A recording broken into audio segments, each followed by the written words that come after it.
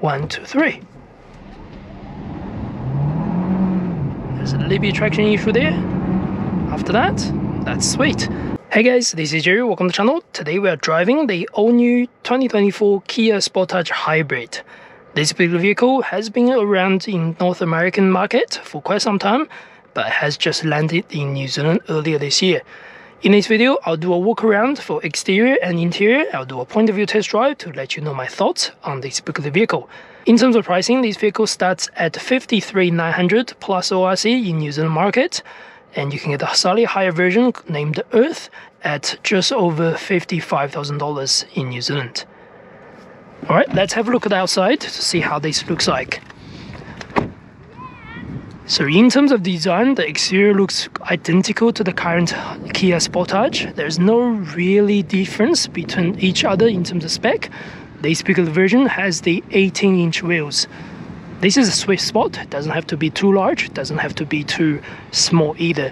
At the front, the new Kia logo, black treated grille and silver grille on the top with some black treatment underneath. You get LED daytime running lights on this one. In terms of shape, just a medium-sized SUV. It's not crazy, but it's very long, stretched. That creates a good amount of room for the back. Some silver chrome over here, plus more black treated glass, black treated cover, black treated bottom piece as well. Opening tailgate, this particular vehicle only has the standard manual tailgate, where if you go to the higher spec, the Earth will get you a power tailgate. The boot volume is just as the same as the petrol version, I believe 540 liters. Underneath, no space saver, instead we're getting the mobility kit, since the hybrid battery does take a little bit more space. But good thing is, you can actually slide this down a little bit, so it creates a little bit deeper room compared to other vehicles. So that's quite nice. Parcel shelf, that's pretty standard. Closing the tailgate, we'll note at the HEV badge, that means this one is the hybrid drivetrain. Behind the rear seats, this is still very spacious. This particular base model, we call it light. It just have the fabric finish seats. The seats has no problem. It's got good amount of spot. Stepping, I've got good amount of knee room, good on leg room, good on foot room, and very good amount of headroom as well. At the back, just air vents, and there's no USB charging or anything like that on this particular spec. Armrest is standard door, so that's got a nice touch. If you want the premium leather finish, you can go to the higher spec, which is named Earth in New Zealand. Closing the door, feels good. Definitely not lightweighted, it's got a little bit weight on it. Paddings on the doors are okay, some softer finish around here, but some plasticky on the top and on the side.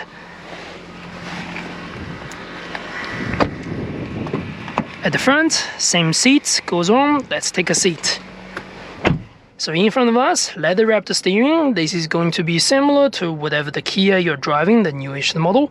In front of us, the digital dashboard is only 4.3 inch, something like that, but you actually had the full display panel, so it shows most of the things you need in terms of assistance, in terms of graphic, all those things.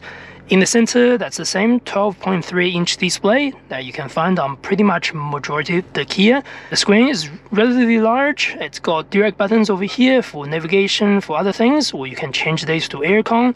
Everything is easy to use, but only just for the right-hand drive. Reaching the back or the home button has a little bit tricky, things like that. You do need to reach it. In case you want to check my full tutorial video about this, I'll leave a link on the top. After that, we have the normal reverse camera and some phone holders. This does not have the wireless charging, only on the higher spec, but the PM Black looks really cool. I get like that storage space where you can changeable, hide it or open it whenever you like. Some useful storage over here, some storage over there. So overall, the compartment, just like all the other Kias, I'm pretty sure you've checked all the other tutorial videos before as well. So let's get in on the road and let's talk about the driving. All right, ready to go. So let's go through some power numbers first. So the motor on this is 1.6 liter.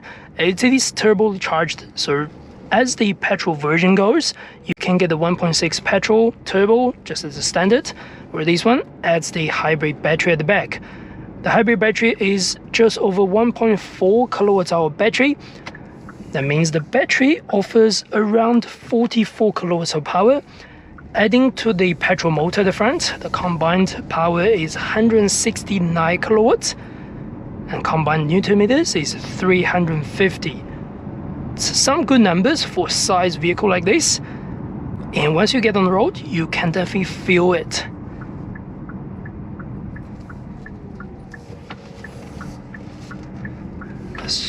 And handles really nice. Acceleration, that's pretty good.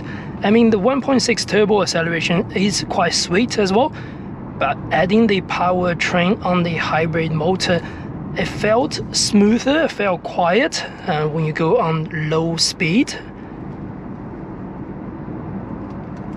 It just helps quite a bit with that hybrid transmission or transition between the hybrid and battery.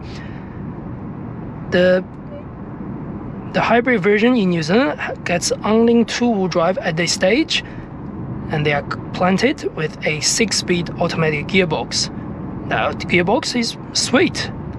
Combined fuel consumption by Kia is around 5.4 liters, but our test drive vehicle can achieve somewhere around 6 liters per 100 Ks. So definitely not a bad number for a size vehicle like this. I'm pretty sure you can get somewhere around 5 to 6 when you drive this as a daily drive. In terms of drive mode, we do get Eco, Smart and Sport. It's just like all the other Kias. Once you go into Sport, the pedal response is much faster, and you can feel that on your steering. Let's do a small boost over here since there's no one behind me. 1, 2, 3.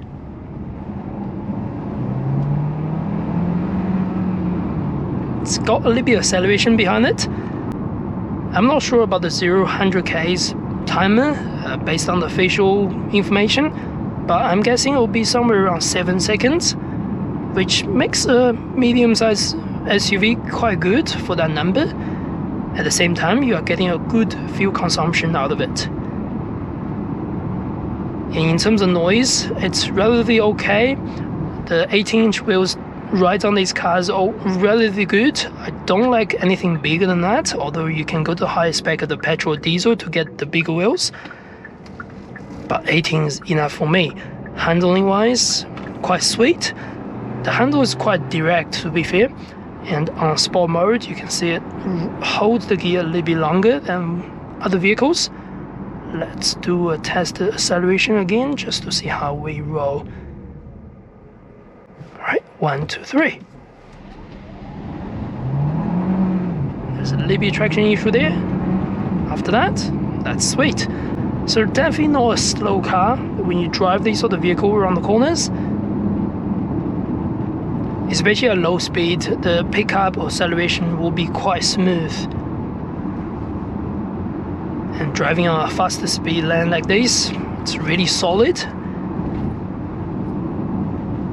I love the transmission, to be fair. I've mentioned that when I drove the 2-liter petrol version, the transmission feels so good, this particular 6-speed.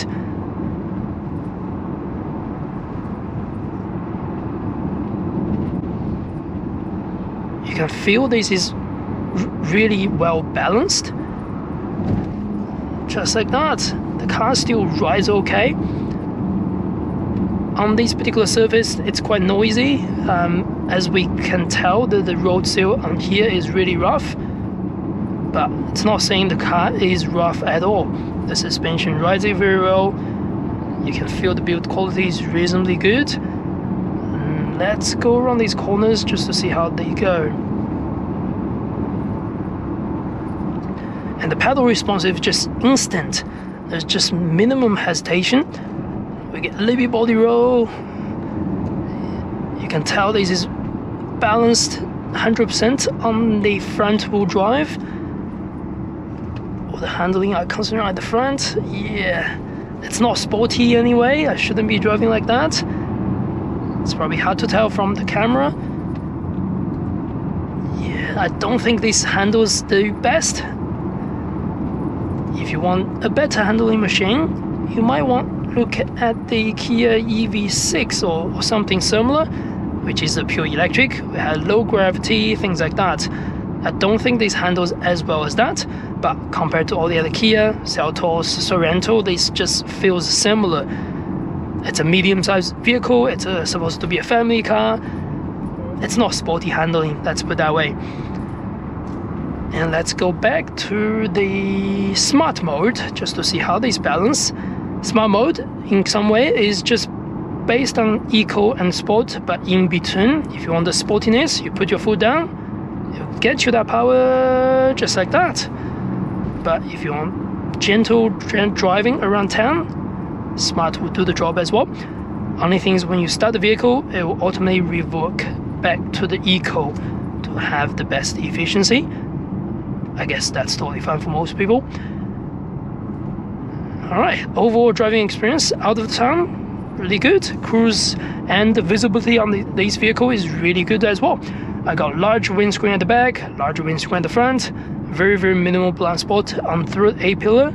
I like this small glass that help with the visibility because that glass is actually stopping the thing. Anyway, overall visibility definitely good.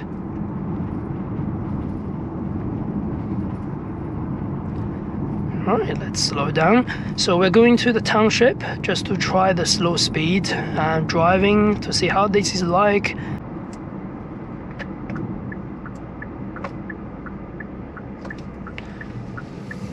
Alright, let's go around this area just to do a U-turn to see how the U-turn works on the Sportage hybrid.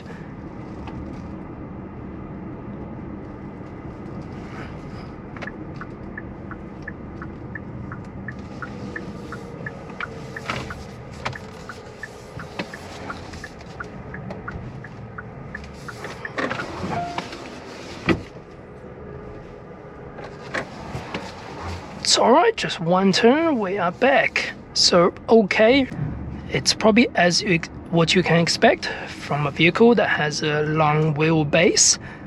Speaking of long wheelbase, this vehicle's wheelbase is around 2.7 meters, I believe. And driving on this country-ish area, the road surface is still rough, but you don't feel every single bumps, to be fair. The suspension works quite well around these corners, this particular area.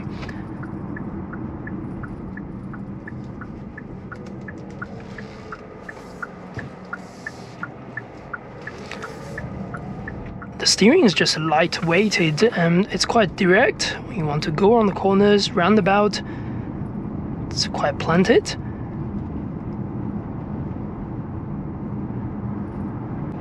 Alright, acceleration off the line is always quite smooth. You will get a little bit engine noise once you get up to higher speed or if you put the foot down.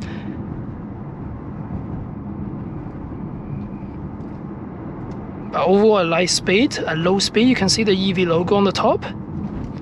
It just means we're driving on the most quiet mode. Soft. Yeah, traveling around the town, it's definitely easy. And it's so spacious as well. I like the design of the center console. It's quite low, so it's not taking much space in your vision.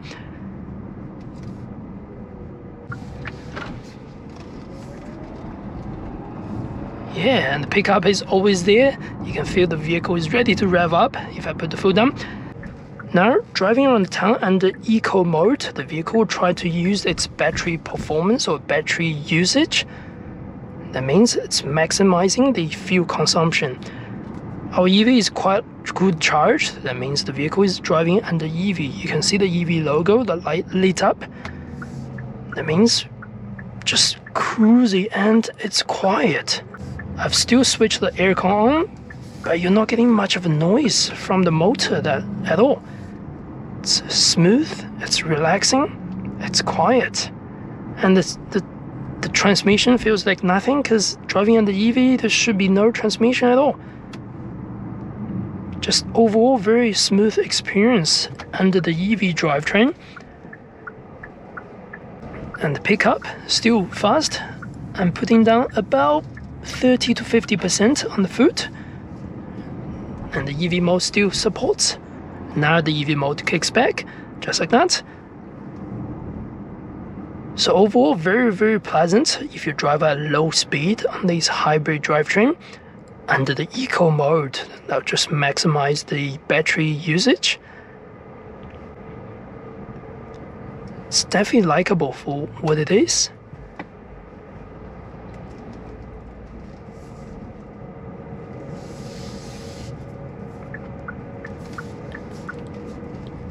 And around town is definitely where you can save a lot of fuel consumption since you are getting this hybrid drivetrain.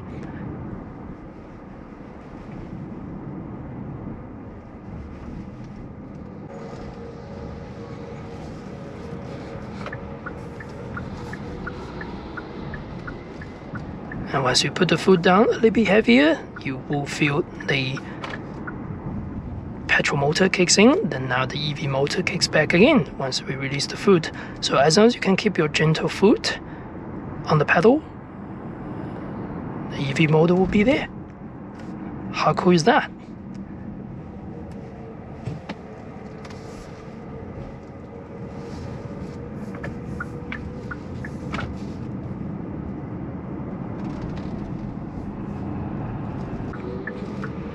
Alright, that's the last corner.